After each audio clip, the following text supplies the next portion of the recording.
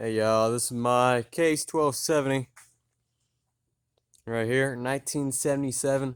I just bought this tractor about a week ago.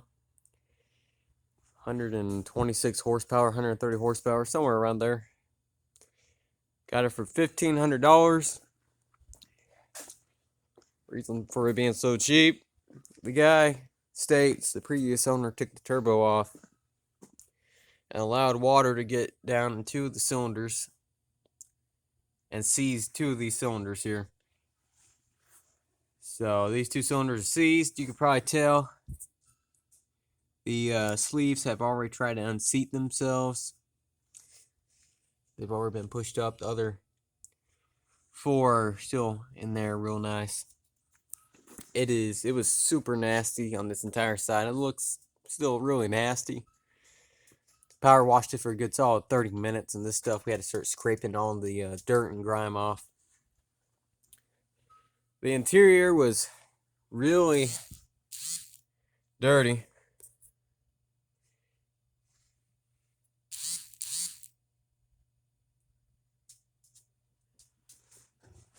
Sorry about that. I was getting some messages. Let me get up in here. It is a lot better looking in here now.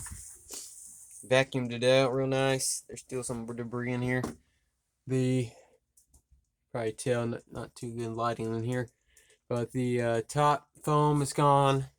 The foam on the sides, I don't want to pull on it too hard, but it's all deteriorated. I don't think this cab has ever been redone. Sorry, I got some congestion. It's a power shift.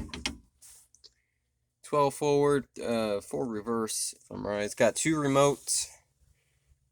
PTO, 3-point. All the glass is in good condition. Every piece. Got the old radio. Here's the AC and heat controls. The AC pump is still on here. The steering wheel's I think the steering wheel's probably been replaced. Still folds back and forth. It's hydraulically driven steering, not power shift, but hydraulics. All the gauges, our gauge has been replaced. 186 or 18.6, I'm not too sure. Makes my Ford tractor and Ferguson tractor look small. Let me get down from here. There's the AC pump. This tire, back left tire, it's holding air. It's cracked up real nice. It's gonna need to be replaced. My dog. This tire is losing air real bad. I put it on a 20-ton jack just to keep it off the ground. Got the oil pan unbolted, as you can probably tell. Sorry for the lighting, but we thought maybe, just maybe, we can sneak this out, but no, we needed probably to go down another inch at least. So this entire rear steering assembly, front axle assembly, plus the steering, all has to come off. I came to a unique problem. I do not have, there's stuff in the way all around here. I do not have enough wooden blocks to block it up this high. So I should be able to go get some railroad ties tonight. I'm going to block it up here in front, try to get that pin pushed out.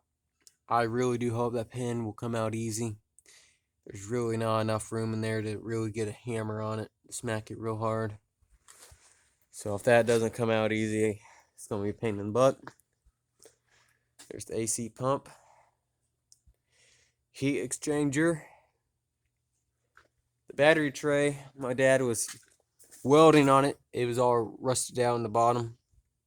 So he's taking care of that for me. Someone, I'm not sure who did it, if it was the first owner or the second owner, but someone undid all this wiring, as you could tell. I'm not sure why They undid it. I wonder if there's a plug that was supposed to be here that got ripped off because it's all got tape on it. That is kind of annoying considering that's going to be a big pain in the butt. Big time. The firewall has seen better days. Got one of the lights. It has the high beam light still on it. This tire is in nice condition. Here's the back of it. It's amazing how thick these lift arms are. That's like an inch at least. And the same with this, super thick drawbar. Someone put a 540 adapter on here, which this PTO is only 1,000. So this is an adapter. I'm hoping that the splines have not been worn off, because I've heard some people say they'd put an adapter on here and it would have just a little bit of play, which this one does, and they would slowly wear off the 1,000 PTO splines. So I'm really hoping that is not the case, because I'm not sure how much a pain in the butt a new shaft would cost or be. Just the back of it. On top is real rusty. Is this cosmetic rust, not deep rust. We've been scraping tons of stuff off this. But, take you over here. Came with a brand new turbo because the guy was told the only issue was it needed a new turbo. Brand new turbo he bought. Thought he's just going to put the turbo on, start it up, be good to go. Turned out that was not true. Tons of parts. The guy that took it apart, good guy and everything, but man, he put where is it at here? He put all the parts together. Got the other valve cover over there on my bench, and it just has all of the nuts and bolts in one spot. So it's gonna be a pain in the butt to figure out where everything goes. There's the heads 1, 2, and 3. He bought new air filter. Not sure what filter that is. Filter element. He bought some other filters and gaskets as well. Air cleaner. So all the metal work is here. All of it is straight. 1270. So it'll be here's all the push rods, head bolts. You had to separate those. Here's one of the mirrors, kind of broken. It's gonna be a fun project. Take you back over here real quick.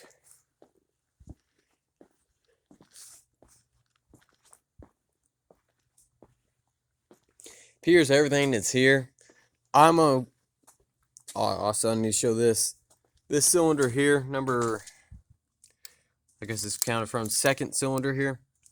It's got a lot of rust damage in it. I think when he took the heads off to inspect it, see what the issue was, he allowed a lot of water into this one. The other ones look fine. Like this one here looks pretty normal to me. Some carbon buildup. The side of the cylinder looks fine though. We put a PB blaster in the bottom in all of these. Try to loosen everything up, keep it from rusting. So this engine was full. It was a task to get it drained. Probably had about 4 gallons of water in it, about 5 gallons of oil. It was a pain in the butt.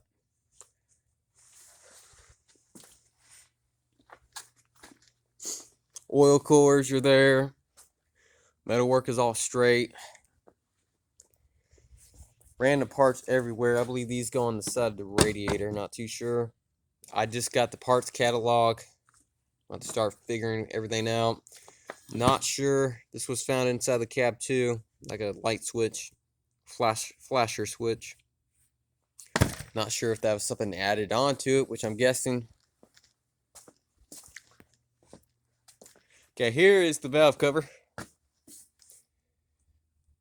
As you can tell, it's going to take a lot of work to separate everything and figure out where everything goes, because everything was put in here. which is unfortunate. I already started. Here's the oil pan, flywheel cover, which I took these off, so immediately bagged them. Here's the other payoff cover. It's gonna be a nice project. I think I can get it running pretty easily. I hope that it doesn't have anything that I hope it doesn't have transmission issues or any type of power shift issues, or this thing's gonna become a big paperweight. I'm just gonna probably part pieces off it. Came with 8 100-pound suitcase weights and the brand new turbo.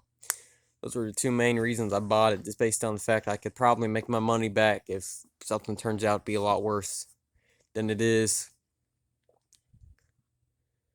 It was very interesting getting it back home. The trailer we had was kind of overloaded. Very interesting. But my friend was able to help me out big time by transporting it for me. So I hope to share more of this. The Harry Ferguson tractor, you probably can tell, is not in here. Pushed it outside. I'm going to put that on the back burner for now. So that'll be a different project for a different day. All of the lines look to be in good condition. The paint looks to be in very good condition, especially in back here. I think they probably repainted it. All of the hydraulic lines are in good condition. They're not dry rotted. So it'd be very interesting to, I'm going to take all the cylinders out, all the pistons out, check the bearings for round, see how much wear they have. Probably at least replace these 2 cylinders, kind of decide what to do. I think this may be just surface rust, maybe able to hone that out. I'll probably hone all of the other 4 out, replace these 2. Not going to try to unseize them. They're in there good. I'm gonna probably use a plasma gun, and get the connecting rod cut out, because I don't want to have to replace the connecting rod. Those are kind of expensive. But the pistons and rings rod here and all these may not be good. The pistons in these other 4 look to be fine. But you don't know until you get them out. So it'll be a very fun little project. I hope this radiator's in good condition. It's not leaking real bad. Looks pretty fun to me. Everything looks fine to me, but projects like this take a lot of money typically. So show you guys later once I get that oil pan off. Hopefully I'll be able to get it off later tonight or tomorrow after work. And that will be a fun little adventure there. As you can tell, it's got this rear support pin. Can't really pin there. That goes this arm up to here. And then you have the front pin right there in front with this V shape here. There's not enough room in here to get a hammer to smack that. Like, you see how much clearance I got. Very little. It's going to be very interesting. You have to probably sit on there with the blowtorch. Hopefully they greased the pin and it's not seized in there. But we'll find out, I guess. It'll be very interesting. Alright, guys. I'll give you an update once I get the oil pan off.